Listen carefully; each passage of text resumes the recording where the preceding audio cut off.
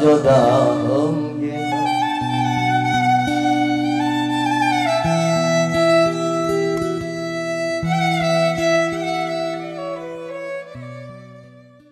Asyhadu an la ilaha illallah.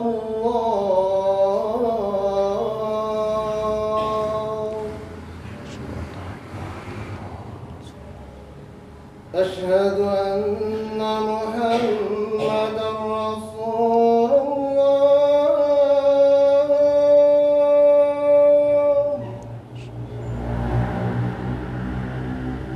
Asyhadu anna Muhammadar Rasulullah.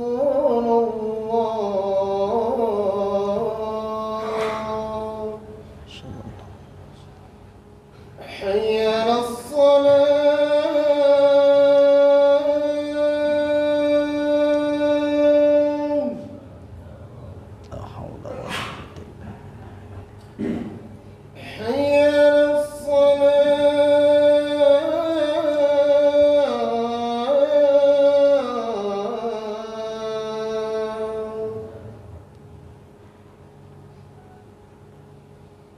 حي على الفلاح.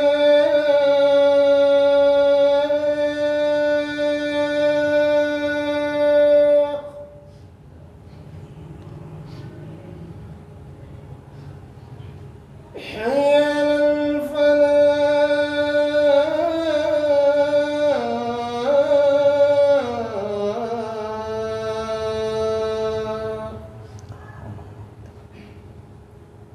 Allahu Akbar,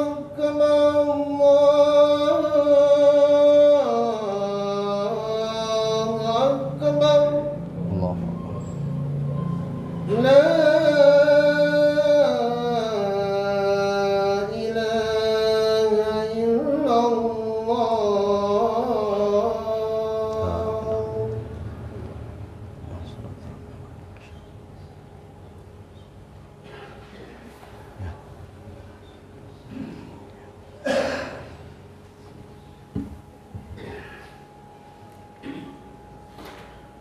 Alhamdulillah, alhamdulillahilladzi wa ilaikal mustaka wa antal musta'an. Ya Hannan ya Mannan, Allahumma innana bi anna nashhadu an la ilaha illa antallah. Antal ahad, antas somad, alladzi lam yalid wa lam yulad wa lam yakul lahu kufuwan ahad. Allahumma salli ala sayyidina wa nabiyyina wa habibina wa syafi'ina wa zukhrina wa maulana Muhammad. Asyhadu an la ilaha illallah wa asyhadu anna Muhammadar Rasulullah. Qala Allah Ta'ala fi kitabihil karim wa huwa asdaqul qailin wa biqaulihi yahdadil muhtadin.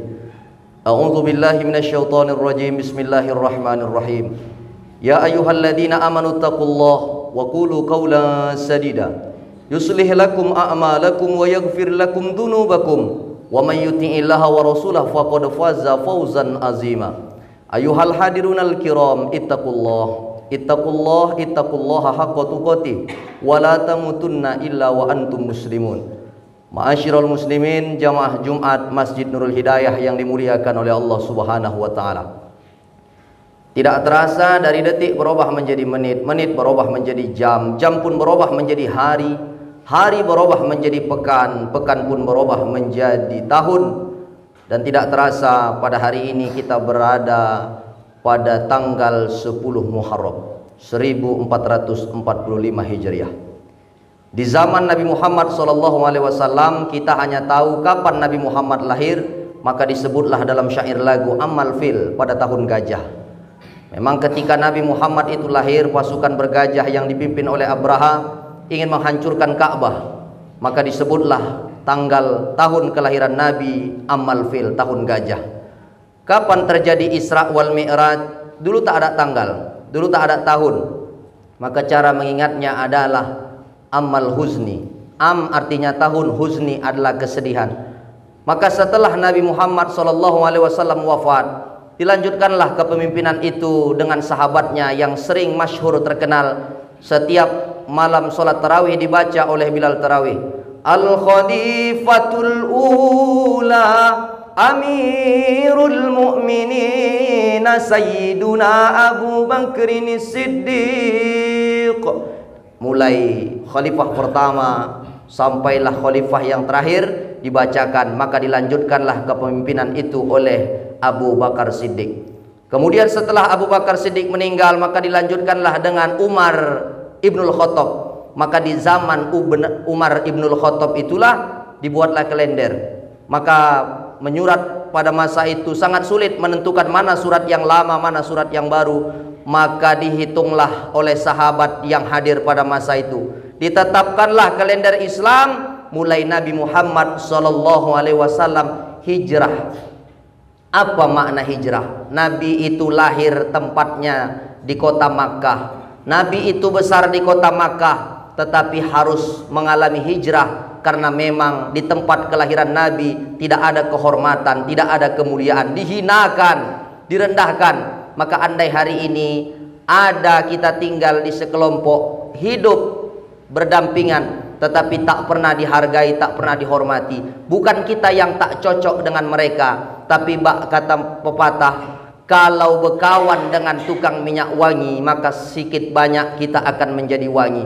Berkawan sama tukang las, sedikit banyak baju akan sobek kena las. Apa maknanya? Kalau kita memposisikan di tempat yang tepat, maka kita akan naik derajat dan tingkat kehidupan kita. Maka Nabi tak punya kekuasaan, tinggal di Makkah, tidak mengharumkan namanya, malah dia mau dibunuh di kota Makkah, mengharuskan dirinya berangkat dari Makkah ke Madinah. Maka berangkat itulah disebut dengan hijrah. Hari Rabu anak-anak kemarin sekolah diliburkan menyambut tahun baru Islam 1 Muharram. Tapi kenapalah kalau sudah dari Januari berpindah dari Desember mau ke Januari, anak-anak muda sibuk ke perapat, sibuk ke Brastagi, knalpot sepeda motor dioblong, dipotong, seakan menyuarakan bahwasanya oh nanti malam tahun baru. Tapi kenapa kalau sudah dari Zulhijjah mau ke Muharram, anak-anak Islam kita tak tahu apa itu 1 Muharram? Karena memang jangan salahkan anak-anaknya, tapi kitalah sebagai orang tua, sudahkah kita perkenalkan kepada anak-anak kita tentang tahun baru Islam? Maka Nabi Muhammad SAW hijrah dari Makkah, kampung kelahirannya, ke kota Madinah Al-Munawwarah. Dan luar biasa, hijrah di sini bukan asal-asalan, hijrah di sini bukan sembarangan, hijrah di sini bukan asal merangkat kaki melangkah, tidak. Tetapi Nabi menyusun strategi, karena pada waktu itu orang-orang kafir Quraisy berkumpul. Nama perkumpulannya adalah Darun Nadwah. Dar artinya rumah, Nadwah itu tempat orang berkumpul. Jadi dikumpulkanlah pasukan Quraisy. Isi intinya adalah Nabi Muhammad ini sudah merusak kita. Jadi dia sudah merusak nenek moyang kita yang dulu menyembah, tapi sekarang dia buat ajaran baru. Muhammad mesti kita habisi, Muhammad mesti kita hancurkan. Maka Nabi Muhammad pada masa itu kalau tidak hijrah, maka dia akan dihabisi. Maka pada malam itu Nabi berangkat. Hari apa Nabi berangkat? Hari Kamis malam Jumat Nabi berangkat. Siapa penunjuk jalannya? Nama penunjuk jalannya sahabat Nabi bernama Abdullah bin Uraikid. Kalau orang jalan ke Madinah dari jalan yang biasa, tapi Nabi tidak melewati itu, karena orang kafir Quraisy pasti sudah membawa parang panjang yang akan memancung kepada Nabi Muhammad SAW. Tetapi Nabi tidak langsung berangkat ke Madinah, menginap dulu 3 malam di Jabal Sur. Jabal artinya bukit, Sur nama bukit. Jadi Jabal Sur ada namanya bukit Jabal Sur. Jadi mereka menginap 3 malam di sana. Siapa yang menemani Nabi? Abu Bakar. Abu Bakar dengan Nabi usianya beda 2 tahun. Tua Nabi Muhammad 2 tahun. Jadi kalau Nabi Muhammad usianya 53 tahun, Abu Bakar 51 tahun. Dialah yang mengawani Nabi Muhammad SAW di Jabal Sur. Ketika itu datanglah Abu Bakar, ditutupnya lah lubang-lubang, andai ada ular berbisa yang nanti bisa mengakibatkan kematian kepada Nabi Muhammad SAW. Sampailah Nabi beristirahat, tidur Nabi pulas di paha Abu Bakar. Ketika itu ada satu lubang yang belum tertutup oleh Abu Bakar, keluar ular tadi. Takut Abu Bakar ular itu datang dan bisa menggigit Nabi Muhammad SAW, ditutuplah dengan kaki sebelah kanan oleh Abu Bakar. Ternyata yang ditutupnya itu bukan ular sembarangan, tapi yang ditutupnya itu adalah ular berbisa. Maka ular itu pun menggigit kaki Abu Bakar. Saking pedihnya rasa bisa itu, Abu Bakar tak berkata-kata. Kalau nanti aku berkata, maka Nabi Muhammad SAW akan bangun. Maka ketika itu ditahankanlah rasa yang pedih itu, sampailah menetes air mata Abu Bakar Siddiq tadi. Lalu meneteslah ke pipi Nabi Muhammad SAW. Terbangun Nabi. Hai Abu Bakar, menyesalkah kau ikut dakwah kepadaku? Menyesalkah kau bersamaku, hai Abu Bakar? Lalu apa jawab Abu Bakar? Sedikit pun wahai Rasulullah, tidak ada terbersih di hatiku untuk menyesal ikut kepadamu. Lalu kenapa kau meneteskan air mata, wahai Abu Bakar? Aku meneteskan air mata, wahai Rasulullah, karena ada ular berbisa yang sedang menggigit kakiku. Izin Allah. Kalau kita tahu Nabi Sulaiman bisa berbicara dengan hewan, salah satunya berdialog dengan semut. Tapi mukjizat Nabi Muhammad, dia bisa berdialog dengan jin, dia bisa berdialog dengan binatang, termasuk ular. Pada saat itu izin Allah berdialog dengan Nabi Muhammad SAW. Apa kata Nabi Muhammad? Ya ular, wahai ciptaan Allah Subhanahu wa ta'ala, kenapa kau gigit kaki sahabatku Abu Bakar? Lalu apa jawab ular tadi? Wahai kekasih Allah, sudah lama aku menanti kabar akan datang kekasihku Allah, akan datang kekasih Allah Subhanahu wa ta'ala, Muhammad SAW, ke Bukit Jabal Sur ini. Maka aku tak mau menyia-nyiakan waktu itu. Dan Allah Subhanahu wa ta'ala berfirman, andai ada makhluk bumi memandang kekasihku dengan pandangan kasih sayang, dengan pandangan kasih sayang itu sudah cukup untuk memasukkannya ke dalam surganya Allah Subhanahu wa ta'ala. Aku ingin memandang wajah kekasih Allah itu, tapi karena ada kaki Abu Bakar yang menghalangi aku untuk melihatnya, maka aku gigit kaki Abu Bakar itu. Izin Allah, kaki Abu Bakar tadi yang sedang tersakit, diambillah air liur Nabi Muhammad SAW, dihusapkan di kaki yang tersengat ular tadi. Izin Allah, baik seperti sedia kala. Saking setianya Abu Bakar kepada Nabi Muhammad SAW, sampai pada masanya hari Kamis berangkat malam Jumat, malam Sabtu, kemudian malam Ahad, 3 malam di Jabal Sur. Nabi bertolak ke Madinah Al-Munawwarah. 3 malam Nabi berangkat. Penunjuk jalannya adalah Abdullah bin Uraikid. Yang membawa makan siapa? Anak Abu Bakar, namanya Asma binti Abu Bakar. Kemudian siapa yang membawa berita? Yang membawa berita adalah Abdullah anak Abu Bakar. Kemudian mereka ini berjalan menuju suatu tempat yang belakangan namanya menjadi Madinah Al-Munawwarah.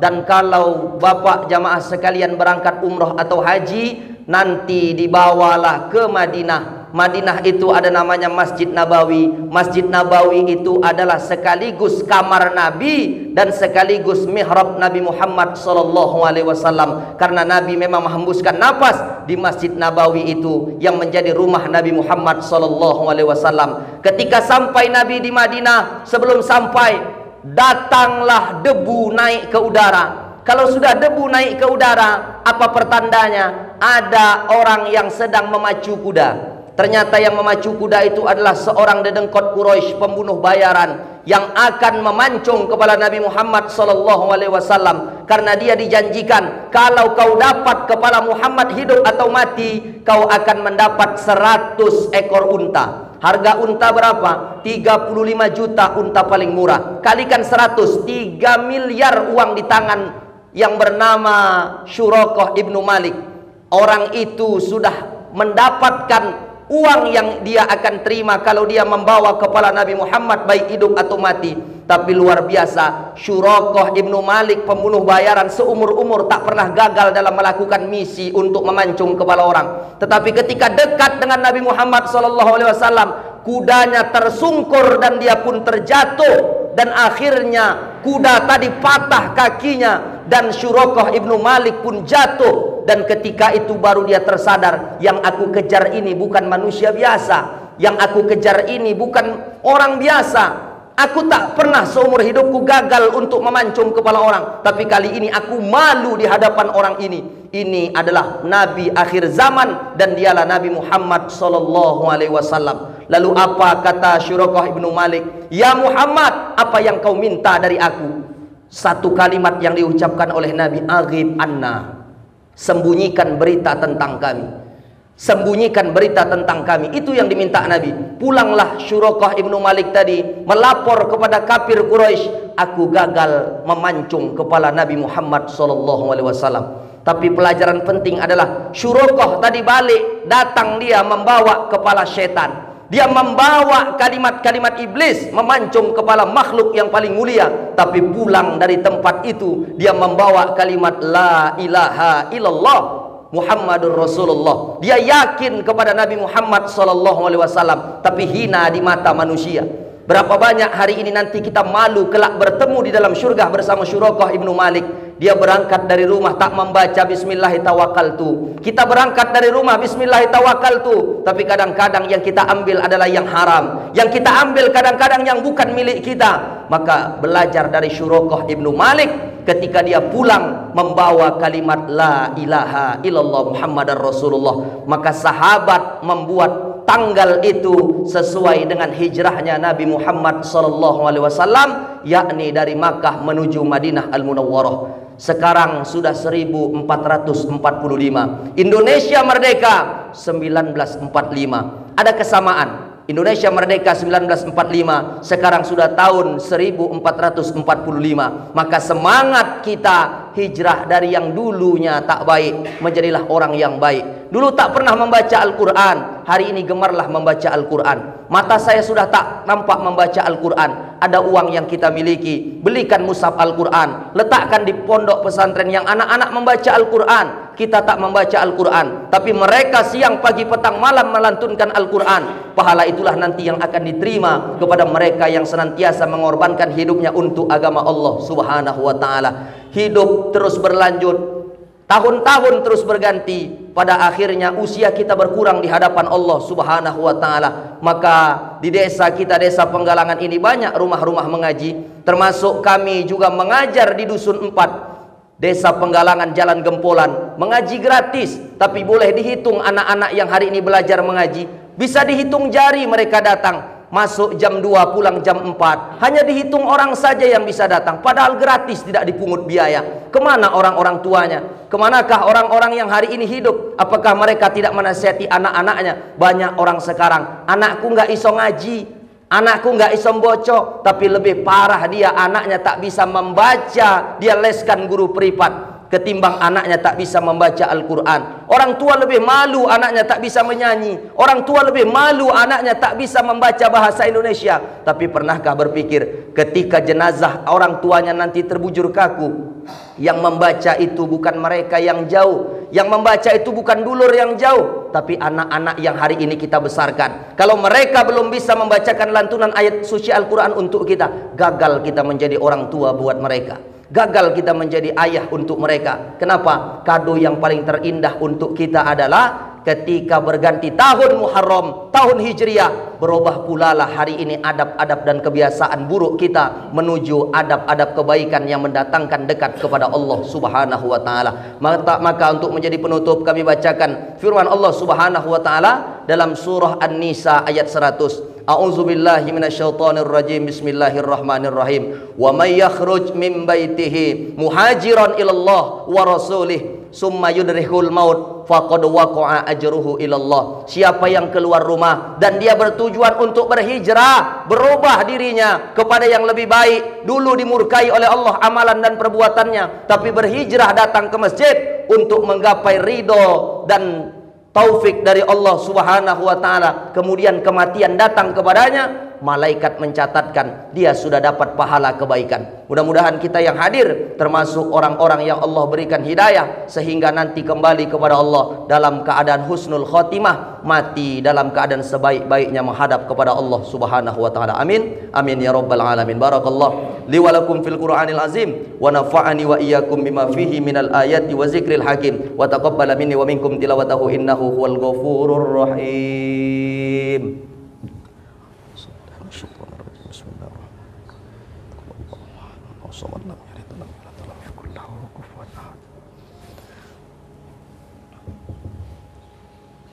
Alhamdulillah, alhamdulillahilladzi hadana li hadza wa ma kunna linahtadiya laula an hadanallah. Asyhadu an la ilaha illallah ya dzal jalali wal ikram wahdahu la syarika lah wa asyhadu anna Muhammadan abduhu wa rasuluhu alladzi la nabiyya ba'dahu. Allahumma shalli ala sayyidina Muhammad wa ala ali sayyidina Muhammad. Wa qala Allah ta'ala fi kitabihil karim a'udzu billahi minasyaitonir rajim. Bismillahirrahmanirrahim. Innallaha wa malaikatahu yusholluna 'alan nabiy ya ayyuhalladzina amanu sallu alaihi wa sallimu taslima. Ayyuhal hadirunal kiram ittaqullaha haqqa tuqatih wa la tamutunna illa wa antum muslimun. Allahumma fashalli wa sallim wa barik ala sayyidina Muhammad wa ala alihi tabi'in wa man tabi'ahum bi ihsanin ila yaumiddin warḍanhum bi rahmatika ya arhamar rahimin. Allahumma ighfir lil muslimina wal muslimat wal mu'minina wal mu'minat al ahya'i minhum wal amwat innaka ala kulli syai'in qadir. Allahumma khtim lana ya Allah bi husnil khatimah wa la takhtim alaina bi su'il khatimah innaka ala kulli syai'in qadir. Rabbana atina fid dunya hasanah wa fil akhirati hasanah wa qina azabannar walhamdulillahi rabbil alamin.